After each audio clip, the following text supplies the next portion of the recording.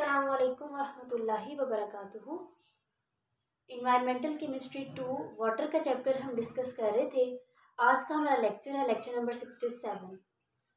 हम आज के लेक्चर में पढ़ेंगे वाटर पोल्यूशन के जो दो हमारे पास पॉइंट्स रह गए थे। हमने पहले अपनी टर्म को डिस्कस किया था इंडस्ट्रियल इफ्लुएंट्स को, ठीक है। तो आज हम डिस्कस करेंगे कि डोमेस्टिक इफ्लुएंट्स क्या होते हैं और हमारे पास एग्रीकल्चरल इफ्लुएंट्स क्या होते हैं, ठीक है। तो इंडस्ट्रियल इफ्लुएंट्स के बारे में हमने काफ़ी डिटेल में बात की। इसी तरह हम बात करेंगे पहले डोमेस्टिक की फिर एग्रीकल्चरल की, क्योंकि हमारी एक्सरसाइज के अंदर इसके बहुत से जो हैं वो इसका एक लॉन्ग क्वेश्चन आया हुआ है। इसके लिए आपको इस टॉपिक को डिटेल में समझना ज़रूरी है। तो स्टार्ट करते हैं अपना आज का लेक्चर, डोमेस्टिक इफ्लुएंट्स। अब डोमेस्टिक हम बात कर रहे थे कि जब हमारे पास इंडस्ट्री से कोई वेस्ट निकलता है तो किस किस तरह किन वेज में वो निकलता है कि वो हमारे पास किस चीज़ की वजह बनता है, वाटर पोल्यूशन की, ठीक है। ये चीज़ें हम डिस्कस कर रहे थे। तो आज हमने देखना है कि जो हम घर में किसी न किसी तरह पानी का इस्तेमाल कर रहे होते हैं तो किस तरह वो किन वेज से लैब्स में ये डिफरेंट वाटर बॉडीज में पहुंचता है और हमारे पास वाटर पोल्यूशन काज होती है। तो इसके लिए हम बात करते हैं, सबसे पहले जो टर्म है डिटर्जेंट्स की। तो डिटर्जेंट्स हमारे पास क्या होते हैं? डिटर्जेंट्स आसान लफ्जों में समझने के लिए आप कह लें कि जो हम घर में सर्फ यूज करते हैं अपने कपड़ों को धोने के लिए, इस तरह की चीजों को हम कहते हैं डिटर्जेंट्स। अगर हम बात करें इसकी थोड़ी बहुत डेफिनेशन की,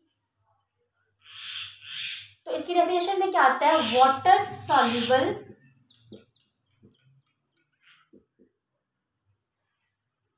क्लीनिंग एजेंट, यानी कि वो वाले एजेंट, क्लीनिंग एजेंट कौन से होते हैं? ऐसा एजेंट जो हमारे पास क्लीनिंग का जो पर्पस है उसको फुलफिल कर रहा हो, ठीक है। तो वो वाले क्लीनिंग एजेंट्स जो वाटर में सॉल्युबल होते हैं। अब ये यहाँ पे कंडीशन नहीं है कि वाटर सॉफ्ट होगा तो ये सॉल्युबल होंगे या ये वाटर हार्ड होगा तो सॉल्युबल होंगे। डिटर्जेंट्स का आप कह लें कि सबसे बड़ा बेनिफिट हमारे पास ये होता है एज कम्पेयर टू सोप, कि डिटर्जेंट्स हमारे पास बेशक हमारा पानी हार्ड है या हमारा पानी सॉफ्ट है, डिटर्जेंट्स इस हमारे वाटर के अंदर सॉल्युबल हो जाते हैं। तो water soluble cleaning agent which combines, अब ये कंबाइन करते हैं किसके साथ? With impurities and dust, impurities and dust. अब इस डेफिनेशन से आपको ये आइडिया हो गया कि हमारे पास वो क्लीनिंग एजेंट जो वाटर में सॉल्युबल होके कंबाइन होते हैं इम्प्योरिटीज के साथ और डस्ट के साथ in order to make them more stable. अब इसका मतलब क्या है? देखिए, हम एक कपड़ा जो है उसको धो रहे हैं, उसके ऊपर लगे हुए हैं डिफरेंट, आप कह लें कि दाग लगा हुआ है, हमने उसको धोना है। हम क्या करेंगे? सरफ लेंगे और पानी के अंदर उसको डिजोल्व कर लेंगे, ठीक है। तो वो क्या करेगा? हम जब कपड़े को उसके अंदर रख के तो उसको साफ करने की कोशिश करेंगे, तो जो हमारे कपड़े के ऊपर डिफरेंट इम्प्योरिटीज हैं या डिफरेंट डस्ट लगी हुई है, वो क्या होगी कि वो कपड़े से रिमूव होके हमारे वाटर के अंदर डिजोल्व हो जाएगी। तो इस तरह वो जो हमारी इम्प्योरिटीज हैं वो वाटर में चली जाएंगी। हम जो अपना पर्पज अपना कर रहे थे फुलफिल, हमारा जो कपड़ा था वो बिल्कुल साफ हो जाएगा, ठीक है। तो ये पर्पज होता है हमारे पास डिटर्जेंट्स का।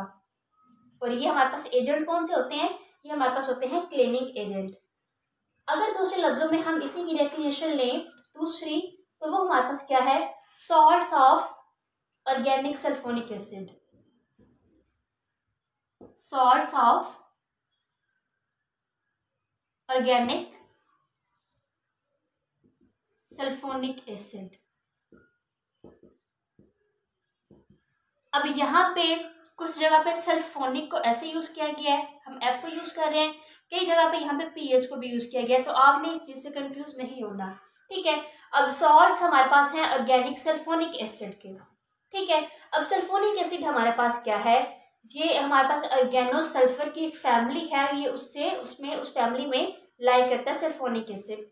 अगर बात करें हम इसके जनरल से फार्मूला की सल्फोनिक एसिड की, तो इसमें हमारे पास क्या होता है? RSO3H। अब ये हमारे पास क्या है? R में be any alkyl group, it में be ethyl, methyl, propyl, butyl and so on, ठीक है। तो ये R जो है ये हमारे पास कुछ भी हो सकता है, CH3 हो सकता है, CH2 CH3 हो सकता है और इस तरह। और ये सल्फोनिक एसिड का हमारे पास था जनरल फार्मूला। अभी तक हमने पढ़ना ये है कि डोमेस्टिक इफ्लुएंट्स कैसे हमारे पास डिफरेंट वाटर बॉडीज के अंदर जाते हैं। ठीक है, हम बात कर रहे थे कि हमने घर से देखना है कि जो घरेलू पानी होता है वो कैसे वाटर बॉडीज में जाता है। एक तो हमारे पास ये वे हो गया डिटर्जेंट्स का, हमने डिटर्जेंट्स की बेसिक इन्फॉर्मेशन ली, हमने इसकी डेफिनेशन को देखा, डिटर्जेंट्स कैसे काम करते हैं। ठीक है, हमने यहाँ पर थोड़ा सा ये डिस्कस किया कि डिटर्जेंट जो है वो ज़्यादा बेस्ट होते हैं एज कम्पेयर टू सोप, क्योंकि यहाँ पे ऐसी कोई कंडीशन नहीं आती कि यहाँ पे हार्ड वाटर होगा तो डिटर्जेंट सॉल्युबल होंगे या सॉफ्ट वाटर होगा तो डिटर्जेंट सॉल्युबल होंगे। अब हमने बात की है इसकी सेकंड डेफिनेशन की, जो कि क्या है, salts of organic sulphonic acid. ठीक है, अब सल्फोनिक एसिड का जनरल फार्मूला भी हमने देख लिया। क्योंकि हम बात कर रहे हैं डिटर्जेंट्स की, तो हम देखेंगे डिटर्जेंट्स का बेसिक हमारे पास फार्मूला क्या होता है। बेसिक फार्मूला के साथ साथ हम यहाँ पे ये भी डिस्कस कर लेते हैं डिटर्जेंट्स की एग्जांपल्स को। ठीक है, तो अगर हम बात करें डिटर्जेंट्स का बेसिक फार्मूला हमारे पास क्या होता है, RC6H4SO3 नेगेटिव और सोडियम पॉजिटिव। ये हमारे पास है डिटर्जेंट्स का बेसिक फार्मूला। अगर हम डिटर्जेंट की एग्जांपल्स को देखें तो इसकी फर्स्ट एग्जांपल हमारे पास कौन सी आती है, sodium lauryl sulphate. Sodium lauryl sulphate, ये इसकी फर्स्ट एग्जांपल है। इसकी सेकंड एग्जांपल हमारे पास कौन सी आती है, sodium dodecyl benzene sulphonate. Benzene sulphonate. अभी डिटर्जेंट्स का जनरल फार्मूला है जिसमें हमारे पास कार्बन 6 है, हाइड्रोजन 4 है, साथ में एक अल्काइल ग्रुप लगा हुआ है SO3 और साथ में सोडियम, ये नेगेटिव में है और ये सोडियम पॉजिटिव में है। डिटर्जेंट्स की दो एग्जांपल्स हमारे पास आती हैं, sodium lauryl sulphate and second one is sodium dodecyl benzene sulphonate. ठीक है, क्योंकि हम डिटर्जेंट्स का थोड़ा बहुत इंट्रोडक्शन ले रहे थे तो उसके लिए हमारा इतना जो हमने अभी तक डिस्कस किया है डिटर्जेंट्स के बारे में ये ज़रूरी था हमारा जानने के लिए। अगर बात करें कि इनके जो मॉलिक्यूलर और जो स्ट्रक्चरल फार्मूलाज हैं डिटर्जेंट की एग्जांपल्स में, वो क्या है, हमारे पास जो सोडियम लोराइल सल्फेट है इसका जो हमारे पास जनरल फार्मूला आता है वो क्या है, सोडियम के साथ हमारे पास कार्बन 12 है, हाइड्रोजन हमारे पास 25, साथ में SO4। ठीक है, सोडियम डोडिसाइल बेंजीन सल्फोनेट का अगर हम मॉलिक्यूलर फार्मूला देखें तो इसके नाम में इसका जो है वो बेंजीन का वर्ड आ रहा है। इसका मतलब हमारे पास स्ट्रक्चर जो है, स्ट्रक्चरल फार्मूला उसमें बेंजीन रिंग भी है। तो इसका जो हमारे पास स्ट्रक्चरल फार्मूला है उसको हम यहाँ पे ड्रॉ करते हैं। पहले हम मॉलिक्यूलर फार्मूला लिख लेते हैं। कार्बन इसमें होते हैं 18, हाइड्रोजन होते हैं 29 और SO3। अगर हम इन दोनों के स्ट्रक्चरल फार्मूलास की भी बात करें, इनके ओपन करके स्ट्रक्चर्स लिखें कि ये कार्बन 12 है और ये हाइड्रोजन 25 है, SO4, तो हमारे पास इस स्ट्रक्चर की फॉर्म में किस तरह अरेंज हुए हैं एटम सारे। इसी तरह हमने इसकी भी बात करनी है। हम पहले बात कर लेते हैं सोडियम डोडिसाइल बेंजीन सल्फोनेट की। हमारे पास क्या होता है, एक CH3 CH2। अब यहाँ पर CH2 हमारे पास कितने हैं, 10, यानी कि हमने इसको इस तरह लिख लिया। ठीक है, कंडेंस करके लिख लिया। आप इसको CH2 को 10 टाइम्स भी लिख सकते हैं। ठीक है, हम इसकी कंडेंस फॉर्म लिख रहे हैं। नेक्स्ट हमारे पास कार्बन के साथ 2 हाइड्रोजन है, ये भी एक CH2 है। ये हमारे पास एक बेंजीन रिंग है जो कि इसकी इस कार्बन से अटैच है। इसमें अल्टरनेट जो है वो 3 डबल एंड सिंगल बॉन्ड्स हैं। इसके साथ इस पोजीशन पे सल्फर है और सल्फर के साथ हमारे 3 क्या लगे हुए हैं, ऑक्सीजन। ठीक है, और इनके 3 ऑक्सीजन में यहाँ पे हमारे पास सोडियम भी इसके फार्मूला में आता है। तो तीनों ऑक्सीजन जो है, एक डबल बॉन्ड पे इस तरह, दूसरे डबल बॉन्ड पे इस तरह तीसरा हमारे पास सोडियम के साथ इस तरह अटैच है। तो ये हमारे पास क्या है, structural formula of sodium dodecyl benzene sulphonate का।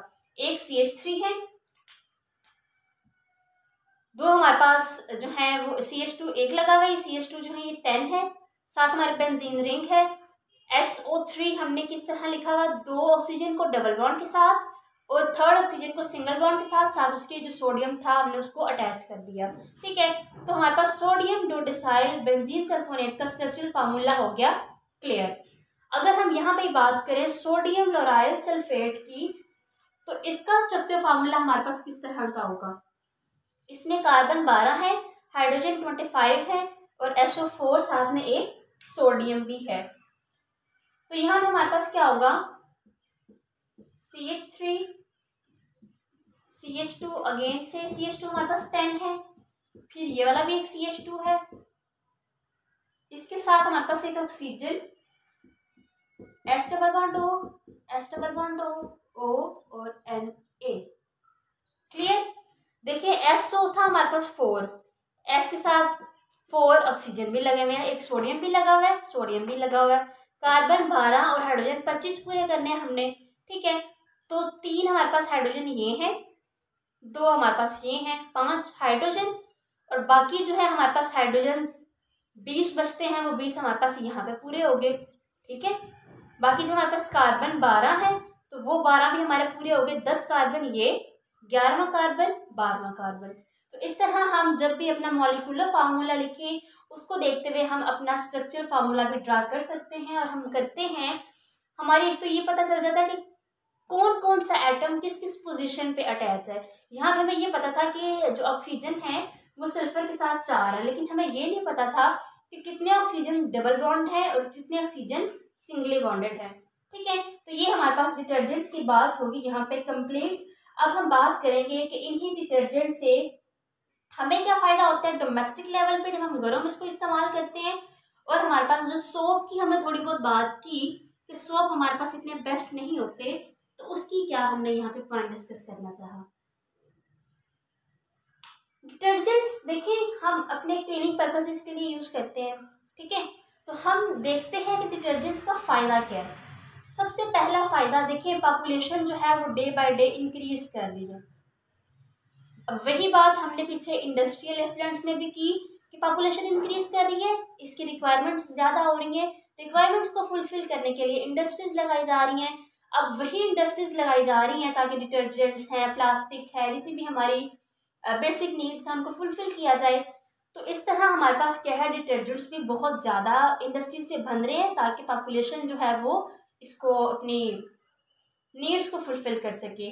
तो अब यहाँ पे जो है हमारे पास फर्स्ट इसका अब कह लेंगे फ़ायदा क्या है डिटर्जेंट्स का, कि इसको हम क्लीनिंग पर्पसेस में यूज़ करते हैं, क्लीनिंग पर्पसेस में। ठीक है, ये बहुत अपना बेस्ट जो है वो हमें रिजल्ट देता है। सेकंड हमारे पास क्या है कि ये ज़्यादा अच्छा है एज कंपेयर टू सोप। अब ये बात हमने क्यों की, डिटर्जेंट्स ज़्यादा बेटर हैं एज कम्पेयर टू या देन सोप, क्योंकि सोप जो है ना ये हार्ड वाटर में अच्छी जाग नहीं बनाता, आप कह लेंगे ये अच्छी लेदर प्रोड्यूस नहीं करता। ठीक है, और डिटर्जेंट्स में ये पॉइंट हम कहते हैं कि ये हमारे पास कम लाइक सोप नहीं बनाता, यानी कि सोप को हम साबुन को पानी में अगर उसको डिजोल्व करना चाहें तो अगर तो वो वाटर हार्ड होगा तो ये अपनी अच्छी जाग नहीं बनाएगा। ठीक है, हम ये बात पीछे करके आए हैं सॉफ्ट वाटर में और हार्ड वाटर में कि अगर हम गर्म पानी में अपने कपड़े धोएं और गर्म पानी में किसी चीज़ को इस तरह के डिजोल्व करें तो वो अच्छी लेदर प्रोड्यूस करते हैं। लेकिन अगर गर्म पानी ना हो, सिंपल जो हम टैप वाटर यूज़ करते हैं, वो चूँकि अगर उसमें हार्ड वाटर हो या कुछ ऐसी चीज़ें ऐसे कंपाउंड्स हों कि वो उस वाटर को हार्ड बना रहे हैं तो वो अच्छी लेदर प्रोड्यूस नहीं करते। लेकिन हम बात कर रहे हैं यहाँ पर डिटर्जेंट्स के एडवांटेजेस की या उसके जितने भी प्लस पॉइंट हैं उनकी, तो उस हवाले से डिटर्जेंट जो है वो ज़्यादा जो है बेस्ट होते हैं एज कम्पेयर टू सोप, क्योंकि सोप हार्ड वाटर में अच्छी लेदर प्रोड्यूस नहीं करते। थर्ड पॉइंट जो हमारे यहाँ पे आता है वो क्या है कि ये हमारे पास अच्छा वर्क करते हैं इवन इन एसिडिक सॉल्यूशंस। अगर एसिडिक सॉल्यूशंस भी होंगे तो हमारे पास जो है डिटर्जेंट्स वो अपना अच्छा वर्क या अपना अच्छा रिजल्ट देंगे। ठीक है, अब देखिए हमने इसकी इतनी बातें की कि हमारे पास जो है ये गुड लेदर भी प्रोड्यूस करता है। ठीक है, ये हमारे पास क्या करता है कि हमारे जितने भी इम्प्योरिटीज हैं, डस्ट है, उसके साथ कंबाइन भी हो जाता है, हमारा कपड़ा भी साफ हो जाता है और हमारे पास जो है ये अपना अच्छा रिजल्ट भी हमें दे रहा होता है। तो इतने ज्यादा फायदों के साथ साथ इसका इतना जो है वो मेजर रोल है हमारे क्लीनिंग पर्पजेज में। एक्चुअली हम क्लीनिंग पर्पज के लिए इसको यूज कर रहे होते हैं ना, तो इसके साथ साथ हमारे पास इसका एक डिसएडवांटेज है। और डिसएडवांटेज हमारे पास क्या होता है कि ये नॉन बायो डिग्रेडेबल होता है। सबसे बड़ा इसका जो डिसएडवांटेज है वो यही है कि डिटर्जेंट्स नॉन बायोडिग्रेडेबल होते हैं। अब नॉन बायोडिग्रेडेबल कौन से होते हैं? जो कि can not be decompose by micro organisms. अब इस पॉइंट को समझना है कि नॉन बायोडिग्रेडेबल और डिग्रेडेबल जो है, बायोडिग्रेडेबल वो क्या होते हैं और ये हमारे पास माइक्रो ऑर्गेनिजम्स और डिकम्पोजिशन का सारा प्रोसेस क्या है। इस चीज को समझने के लिए हम ये समझते हैं कि नॉन बायोडिग्रेडेबल और बायोडिग्रेडेबल क्या होते हैं। देखिए हमने कहा कि डिटर्जेंट्स नॉन बायोडिग्रेडेबल हैं, यानी कि ये डिकम्पोज नहीं होते, इनकी तोड़फोड़ नहीं होती किनके through? Bye micro organisms. Micro organisms कौन से होते हैं? बैक्टीरिया। ठीक है, तो बैक्टीरिया जो है वो इनकी डिकम्पोजिशन नहीं करता। जब इनकी डिकम्पोजिशन नहीं होगी तो डिटर्जेंट्स जो है वो ज्यादा अरसे के लिए हमारी वाटर बॉडीज में रहेंगे, वहां पे डिफरेंट नुकसान इसका जो है वो हो सकता है हमारे पास। अब देखें कि जो बायोडिग्रेडेबल होते हैं वो डिकम्पोज हो जाते हैं by different micro organisms like bacteria. Bio degradable example ले लें इसकी, एलजी की एग्जाम्पल आ जाती है हमारे पास। ठीक है, तो एलजी जो है हमारे पास वो क्या है? बायोडिग्रेडेबल, यानी कि बैक्टीरिया जब इस पे अपना इसकी डिकम्पोजिशन करते हैं तो ये डिकम्पोज हो जाता है। बैक्टीरिया ने ऑक्सीजन को यूज किया और एलजी को डिकम्पोज किया, तो एलजी डिकम्पोज होके क्या हमारे पास होती है? बायोडिग्रेडेबल। लेकिन चूंकि जो डिटर्जेंट्स हैं बैक्टीरिया उनको जो है वो डिकम्पोज नहीं कर सकता, इसलिए वो नॉन बायोडिग्रेडेबल होते हैं। ठीक है, अब यहाँ पे नुकसान हमारे पास क्या होता है कि जब हमारा हाउस होल्ड वाटर जितना भी है, ठीक है, वो जब हमारी डिफरेंट वाटर बॉडीज के अंदर डिस्चार्ज होता है लाइक इन डिफरेंट स्ट्रीम्स,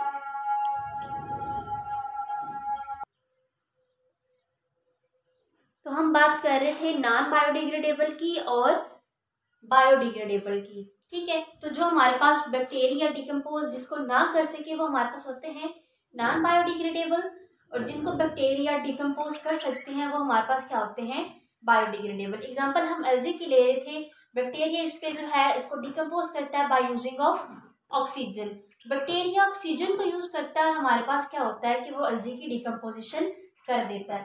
तो ये हमारे पास इसका डिसएडवांटेज था डिटर्जेंट्स का। डिटर्जेंट्स हमारे पास जो होते हैं वो नॉन बायोडिग्रेडेबल होते हैं, और जब जब डिटर्जेंट्स हम जैसे बात जो एक स्टोरी लेके चल रहे हैं वो ये है कि हमने जब अपना क्लीनिंग पर्पस पूरा कर लिया, हमने उस जो हमारा वाटर के अंदर जो हमारी डस्ट और इम्प्योरिटीज चली गई हैं वो हमने जो है वो फेंक दिया पानी। अब वो पानी होता होता डिफरेंट वाटर बॉडीज में जाता है, लाइक अगर वो स्ट्रीम्स में जा रहा है, रिवर्स में जा रहा है, लेक्स में जा रहा है, ओशंस में जा रहा है, तो वहां पे जाके वो क्या होगा? उसकी डिकम्पोजिशन नहीं हो सकेगी, बैक्टीरिया उसको डिकम्पोज नहीं कर सकेगा। तो जब वो डिकम्पोज नहीं होगा तो वो पानी वाटर बॉडीज के अंदर तो रहेगा ना, तो ज्यादा देर तक वो रहेगा तो वहां पे वो हमारे पास क्या करेगा? वाटर पोल्यूशन को कॉज करेगा। ठीक है, ये जो बात मैंने आपको अभी बताई है, हम एक छोटा सा फ्लो चार्ट बना लेते हैं ताकि आपको ये समझ आए जो इतनी बहस हमने अभी तक की है उससे किस तरह हमारे पास वाटर पोल्यूशन हो रही है। ठीक है, देखिए हमने जो अपना पानी था डिटर्जेंट यूज किया, ठीक है, हमने डिटर्जेंट को वाटर में सॉल्युबल बनाया, उसको सॉल्युबल किया, उसको डिसॉल्व किया। इसके साथ हमारे पास जितनी भी हमारी डस्ट वगैरह थी वो उस पानी में कंबाइन होकर चली गई, पानी हमारा हो गया साफ। अब ये जाएगा डिफरेंट वाटर बॉडीज में, different water bodies like oceans, lakes, rivers वगैरह, वहां पे चूंकि ये तो नॉन बायोडिग्रेडेबल है, इसकी डिकम्पोजिशन नहीं होगी, तो वहां पे ये लंबे अरसे के लिए रहेगा। जब ये वहां पे लंबे अरसे के लिए रहेगा, इसकी डिकम्पोजिशन भी नहीं हो रही और ये जो है वहां पे एक्वेटिक लाइफ को डिस्टर्ब करेगा, हमारे पास इस तरह क्या होगा, वाटर पोल्यूशन काज हो जाएगी, इसकी वजह से वाटर पोल्यूशन काज हो जाएगी। तो हम पढ़ भी यही रहे हैं कि वाटर पोल्यूशन काज होती है, कैसे होती है, डोमेस्टिक इफ्लुएंट से, वो हमने ये डिस्कस कर लिया। ये तो बात की हमने सिर्फ और सिर्फ डिटर्जेंट्स की। हम देखते हैं कि जब डिटर्जेंट्स बहुत लंबे अरसे के लिए पानी के अंदर रहते हैं, डिटर्जेंट वाला जो पानी जो पोल्यूटेड वाटर होता है, तो वो हमारे जो है जितनी भी एक्वेटिक लाइफ है वो सारी की सारी अनफिट हो जाती है, वो सारी की सारी डिस्टर्ब हो जाती है, उनकी जो एक लाइफ एक चेन चल रही होती है वो पूरी की पूरी डिस्ट्रॉय हो जाती है। तो असल में ऐसी कौन सी चीज है जो उस पूरी एक्वेटिक लाइफ को डिस्टर्ब करती है? फॉस्फेट साल्ट्स प्रेजेंट होते हैं, फॉस्फेट साल्ट्स PO4-2। अब ये सॉल्ट्स हमारे उस वाटर के अंदर प्रेजेंट होते हैं और ये जो है रिस्पॉन्सिबल होते हैं रैपिड ग्रोथ ऑफ एल्गी।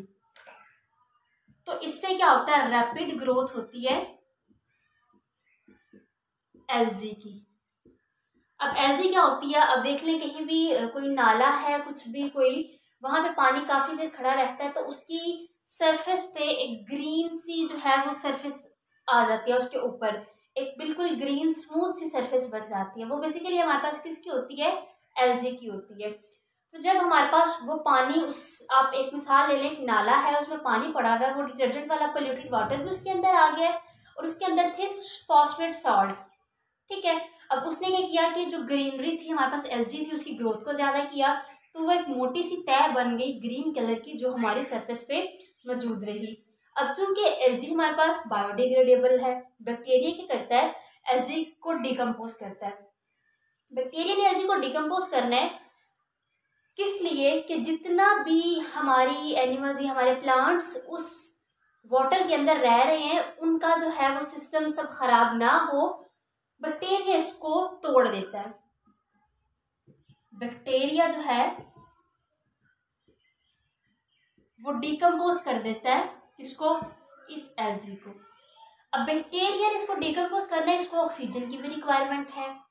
ये ऑक्सीजन कहाँ से लेता है, उसी जो हम इधर वाटर, हम जो भी नाला हम कह रहे हैं, जो भी हमारी वाटर बॉडी है, कोई भी आप कह रहे हैं कि कुछ भी है, लाइक कोई भी लेक है हमारे पास, ठीक है, तो होता क्या है, इसके अंदर प्लांट्स भी हैं और इसी में एनिमल्स भी हैं।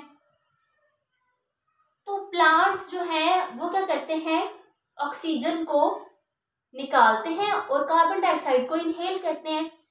जो ऑक्सीजन प्लांट्स एक्सहेल करते हैं वो ऑक्सीजन जो है वो बैक्टीरिया लेता है और लेने के बाद उस ऑक्सीजन को यूज करने के बाद एल्गी की डिकम्पोजिशन करता है, क्योंकि एल्गी हमारे पास बायोडिग्रेडेबल है।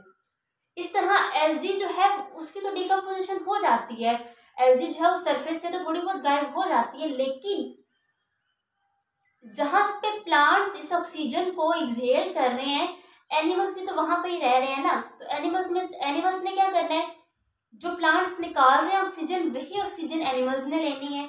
तो जब यही बैक्टीरिया यूज कर लेगा तो एनिमल्स को तो ऑक्सीजन ना मिली, ऑक्सीजन की क्या होगी, डेफिशिएंसी, तो इनको सफोकेशन का सामना करना पड़ता है, इनकी जो है लाइफ डिस्टर्ब हो जाती है, एट द एंड इनकी डेथ हो जाती है, जिसकी वजह से हमारे पास डिटर्जेंट्स का बहुत बड़ा ड्रॉबैक ही होता है कि डिटर्जेंट्स का पानी, इन शॉर्ट क्या हो रहा है, डिटर्जेंट्स का पानी आके हमारे पास ये सब कुछ कर रहा है। नेक्स्ट हमारे पास जो इसका लास्ट पॉइंट है डोमेस्टिक एफ्लुएंट्स का, वो ये है कि डोमेस्टिक सीवेज हमारा जितना भी है इसमें बहुत सी वैरायटी है डिजॉल्व्ड और सस्पेंडेड इम्प्योरिटीज की, ठीक है। अब ये कौन कौन सी हो सकती हैं, इसमें हमारे पास फूड इंक्लूड है, वेजिटेबल वेस्ट हमारा जितना भी होता है, ये हम घर में सब्जी वगैरह धो रहे होते हैं तो कहीं ना कहीं थोड़ा बहुत हमारी जो किचन में सिंक है उसके थ्रू कुछ ना कुछ वेजिटेबल तो जाती है ना हमारी, जो है वो डिफरेंट, हमारा जितना भी हाउस होल्ड वाटर होता है उसमें जा रहा होता है, इसमें गार्बेज है, केमिकल सोप्स हैं, ठीक है, हमारी कैंस हैं, बॉटल्स वगैरह हैं, वॉशिंग पाउडर वगैरह हैं, तो ये सब हमारे पास इसके अंदर इंक्लूड होता है। अब ये सब के अंदर क्या होता है, डिजीज कॉजिंग माइक्रोब्स होते हैं। इन सब चीजों के अंदर माइक्रोब्स क्या होते हैं, जो डिजीज को कॉज करते हैं, ठीक है।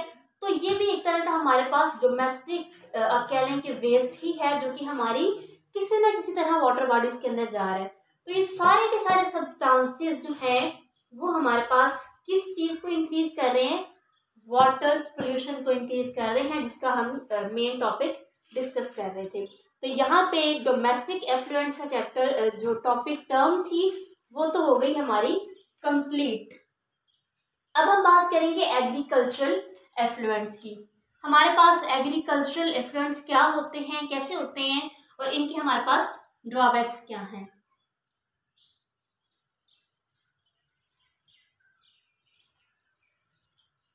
तो सबसे पहले एग्रीकल्चरल एफ्लुएंट्स में क्या होता है कि वाटर पोल्यूशन जो है वो हमारे पास एग्रीकल्चरल वेस्ट की वजह से भी हो रही होती है, क्योंकि हम एग्रीकल्चरल में हम अपनी क्रॉप्स को ग्रो करवाते हैं, वही बात पॉपुलेशन इंक्रीज हो रही है डे बाय डे, उसकी नीड्स को फुलफिल करना है, हमने क्या करना है कि ज़्यादा से ज़्यादा क्रॉप को ग्रो करवाना है ताकि इनकी नीड्स पूरी हो सके पॉपुलेशन की। तो हम यूज़ क्या करते हैं, फर्स्ट हम फर्टिलाइजर्स को यूज़ करते हैं, सेकेंड हम पेस्टिसाइड्स को यूज़ करते हैं। अब इन दो चीज़ों का इस्तेमाल हम भरपूर कर रहे हैं। फर्टिलाइजर्स जो हैं ये हम यूज़ क्यों करते हैं कि हम जिस फील्ड में, जिस खेत में अपनी क्रॉप को ग्रो करवा रहे हैं उसमें जितनी भी डेफिशिएंसीज हैं, लाइक हमारे पास अगर नाइट्रोजन की कमी हो गई है, फास्फोरस वगैरह की कमी हो गई है, तो हम फर्टिलाइजर्स को इस्तेमाल करें ताकि वहां पे जितनी भी नाइट्रोजन और जितनी भी फास्फोरस की डेफिशिएंसी है वो क्या हो, कंप्लीट, या उसकी जो है वो डेफिशिएंसी कम हो सके। फास्फोरस और नाइट्रोजन, इनकी डेफिशिएंसी को पूरा करने के लिए फर्टिलाइजर्स को यूज किया जाता है। पेस्टिसाइड्स को यूज क्यों करते हैं कि अगर हमारी क्रॉप के अंदर डिफरेंट पेस्ट्स आ गए हैं या पेस्ट्स की ग्रोथ इंक्रीज हो रही है, तो उसकी ग्रोथ को या उन पेस्ट्स को खत्म करने के लिए, उनको एलिमिनेट करने के लिए हम पेस्टिसाइड्स को यूज करते हैं, एलिमिनेट करते हैं पेस्ट्स को। इसलिए हम अपनी एग्रीकल्चरल एफर्ट्स में इन दो चीज़ों का बहुत इस्तेमाल करते हैं।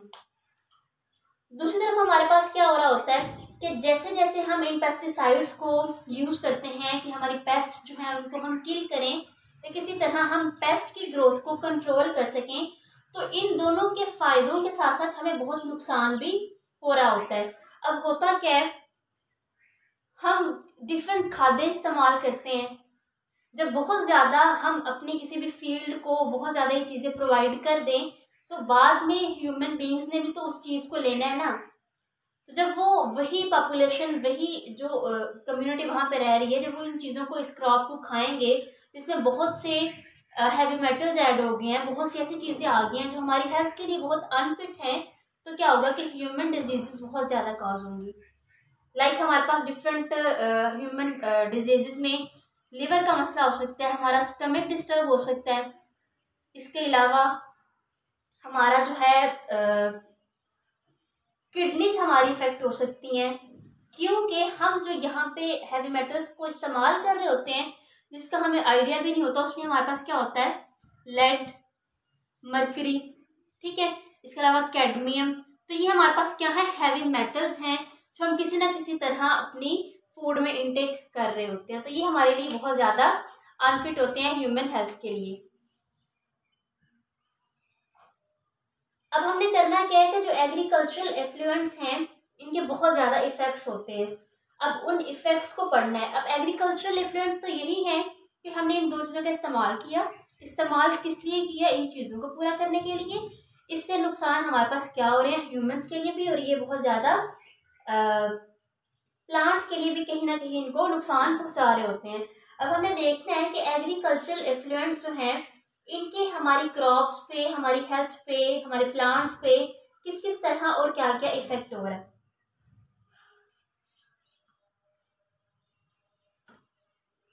सबसे पहला पॉइंट आता है intensive cultivation of crops.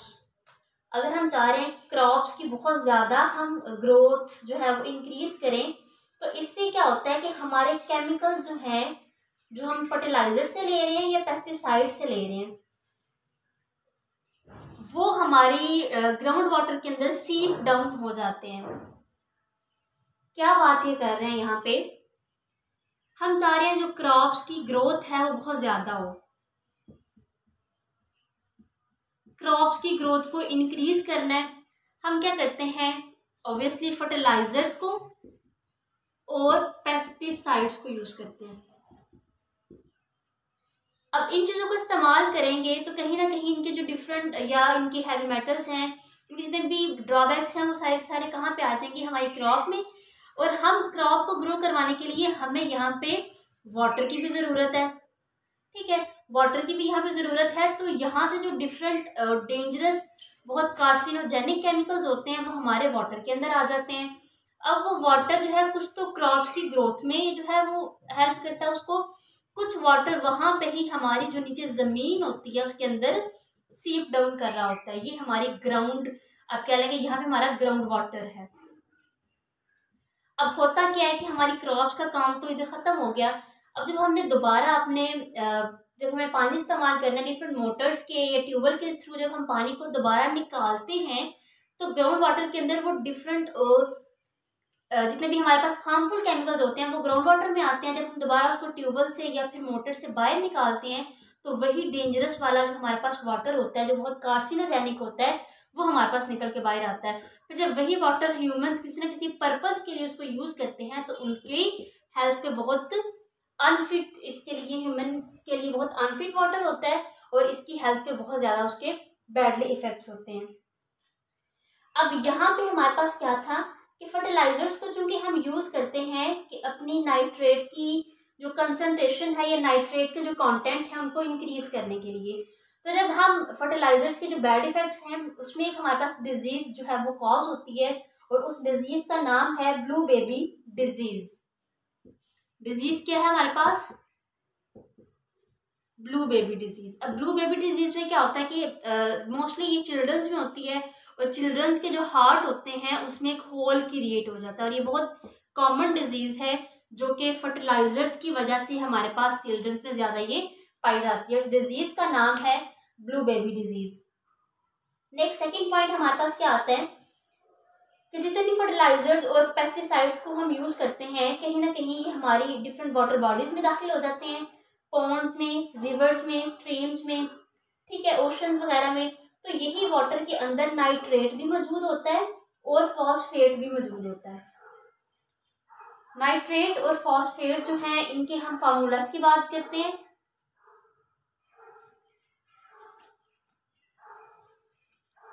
Nitrate और फॉस्फेट, नाइट्रेट हमारे पास क्या है NO3 नेगेटिव, फॉस्फेट हमारे पास क्या है PO4 3 नेगेटिव। एक पानी के अंदर नाइट्रेट भी है, फॉस्फेट भी है, वो स्ट्रीम्स, रिवर्स वगैरह में चला गया है, तो वहां पे क्या होगा कि ये दोनों चीजें किस चीज की ग्रोथ को इंक्रीज करेंगी, एल्जी की ग्रोथ को इंक्रीज करेंगी। एल्जी जो है वो हमारी वाटर की सरफेस पे फिर फ्लोट करती है, जैसे मैंने पहले आपको बताया, ग्रीन सी होती है जो कि हमारे गंदे पानी के ऊपर जमा हो जाती है। वो जब फ्लोट करती है हमारी वाटर की सरफेस पे, तो वही बात कि ये बायोडिग्रेडेबल है, बैक्टीरिया इस पे जो है वो ऑक्सीजन को यूज करके इसकी डिकम्पोजिशन कर देता है। फिर जब बैक्टीरिया ऑक्सीजन को यूज कर लेता है तो जो एनिमल्स उस वाटर बॉडी के अंदर रह रहे होते हैं उनको ऑक्सीजन की डेफिशिएंसी हो जाती है, उनके लिए सर्वाइव करना मुश्किल हो जाता है और वो एट द एंड क्या होता है, उनकी डेथ हो जाती है और वो वहां पे ही मर जाते हैं क्योंकि उनको प्रॉपर ऑक्सीजन नहीं मिल रही होती। वही ऑक्सीजन जो उन्होंने लेनी होती है वो बैक्टीरिया यूज कर लेते हैं, किस पर्पस के लिए, एल्जी को डिकम्पोज करने के लिए। As the algae is the biodegradable, यानी कि डिफरेंट माइक्रो ऑर्गेनिजम्स इस पे इसकी डिकम्पोजिशन कर सकते हैं। तो ये हमारे पास था एग्रीकल्चरल इफ्लुएंस के बारे में और डोमेस्टिक इफ्लुएंस के बारे में, कि एग्रीकल्चर में हमने पेस्टिसाइड्स का और फर्टिलाइजर्स का इफेक्ट देखा कि किस तरह हम अपनी क्रॉप्स की कल्टीवेशन को इंटेंस करते हैं, उसकी ग्रोथ को इंक्रीज करते हैं, पॉपुलेशन की रिक्वायरमेंट्स को फुलफिल करने के लिए उसके नुकसान क्या हैं, कौन कौन से हैवी मेटल जो है वो हम किस किस तरह अपने फूड में लेते हैं, या वही जो डिफरेंट केमिकल्स वाटर के अंदर डिजॉल्व हो जाते हैं, वही ग्राउंड वाटर जब हम दोबारा निकालते हैं तो किस तरह ह्यूमंस के लिए वो बहुत बैडली इसकी हेल्थ पे इफेक्ट करते हैं। वो सारे डिस्कस हमने यहाँ पे पॉइंट्स कर लिए हैं। नेक्स्ट हम डिस्कस करेंगे जो नेक्स्ट हमारे चैप्टर का लास्ट टॉपिक है, वाटर बॉर्न इन्फेक्शियस डिजीजेस। इसी पोल्यूटेड वाटर से हमारे पास कौन कौन सी डिजीजेस कॉज होती हैं। डिजीजेस जनरल हैं, उनके नाम और साथ देखेंगे कि वो किस किस तरह हमारे पास किन किन सूरतों में हो सकती हैं। तो यहाँ पे लेक्चर का एंड करते हैं, मिलते हैं अपनी नेक्स्ट वीडियो में, तब तक के लिए अल्लाह हाफिज।